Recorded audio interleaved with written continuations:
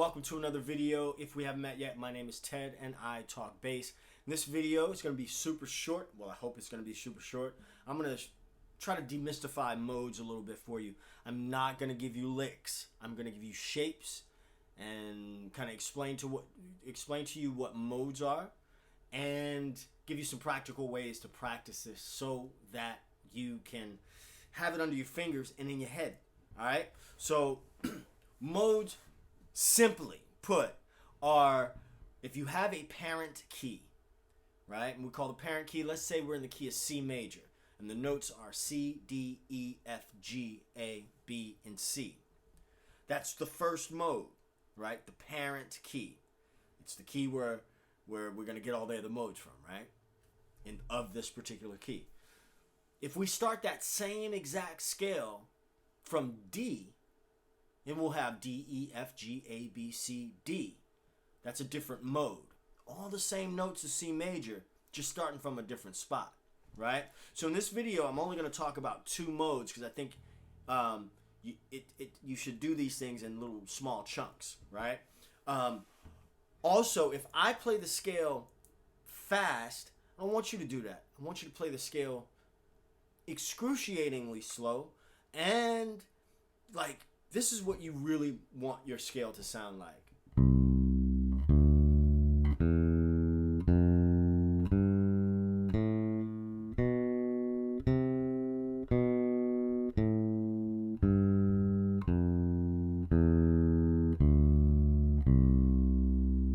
If you notice, I'm playing it so slow, but I'm alternating finger, being very deliberate about alternating fingers, right? I want each one of those notes to come out nice and clear, and I want it not just have the shape, the fingers, but I want to have the interval shape in my head.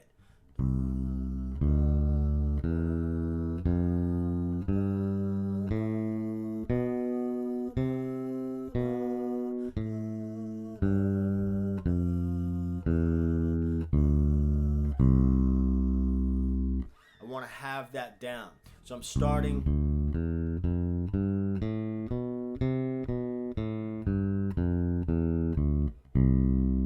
Okay. You also could number them.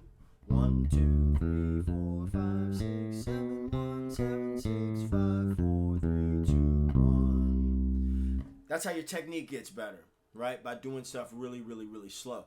Let's talk about the DNA of the Ionian mode, or the first mode, the parent key, right? We're in the key of C right now. We have a root, and all the other intervals we're going to say in relationship to this note. So we have a root, a major second, a major third, because it's the third note away from there. 1, 2, 3, 1, 2, 3. A perfect fourth, a perfect fifth, a major sixth, a major seventh, and a perfect octave. So fourths, fifths, and octaves are always labeled perfect. All right? Now, if I start that same scale from here, from the D,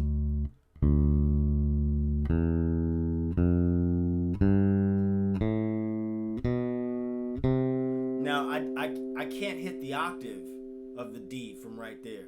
So I'm going to change the fingering. I'm going to do this. I have a root, a major second, a minor third, perfect fourth, a perfect fifth, a major sixth, a flat seven, and a perfect octave. Let me show you what I did as far as this shift goes. I went. You notice what I did there? I used my first finger on the perfect fourth, and then I compressed down to my fourth finger on the A so that I could reach the major sixth from my first finger. Then flat seven, octave. Okay, again, don't worry about licks and all that stuff. You want to come back like you learning your ABCs, feel me?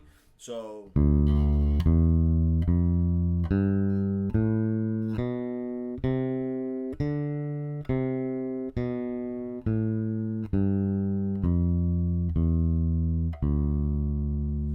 has that minor sound because it's got that minor third. Okay, so that's our the first minor chord that we encounter in the major scale is the 2. All right, so take your time. You'll notice that I'm purposely being very deliberate about alternating on my plucking hand. Now watch this. I'm gonna shift up.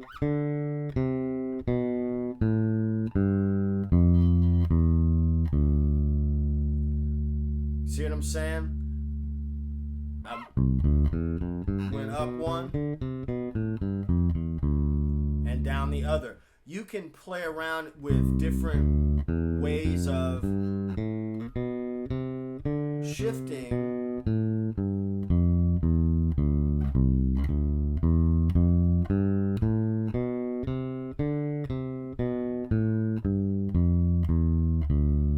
You notice that I started on C, but I ended on D. But when I resolved on D, it had a minor sound to it, right?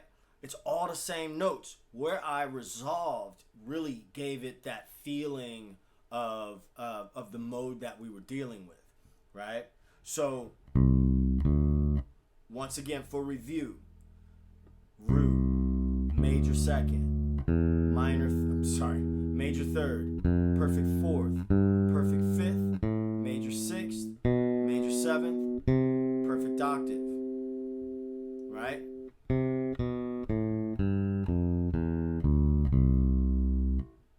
Strict alternating on this hand. Take your time. Don't rush. Don't try to get fancy with it. You know, bring it back to like grade school or something. Seriously, and don't be ashamed of that. Even if you've been playing for a while and you can play, right? I could play. By the time I learned this stuff, I could already play. I could already play songs and everything, right? But it was the reverse engineering of it that brought my understanding better. So don't be afraid to do that. That's all I'm saying. So now I want to show you something here in preparation for the next video. Is on, if I'm playing Dorian right here,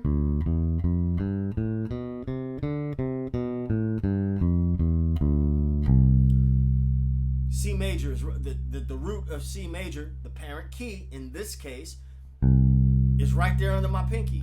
So watch this. If I start on C right here,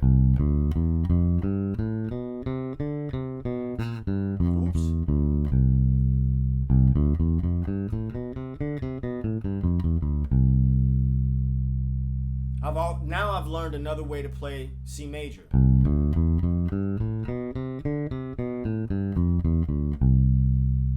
Okay. Again, still take your time. I want to show you just again, if I play from C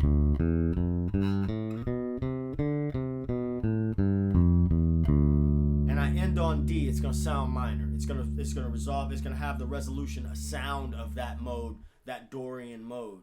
Okay, but if I do that same exact thing and I end up on C, watch this.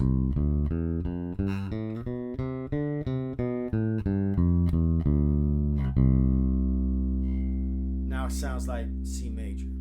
Okay, so take your time with that. If this video helped you at all and you found value in it or anything else on the channel, please smash that like button.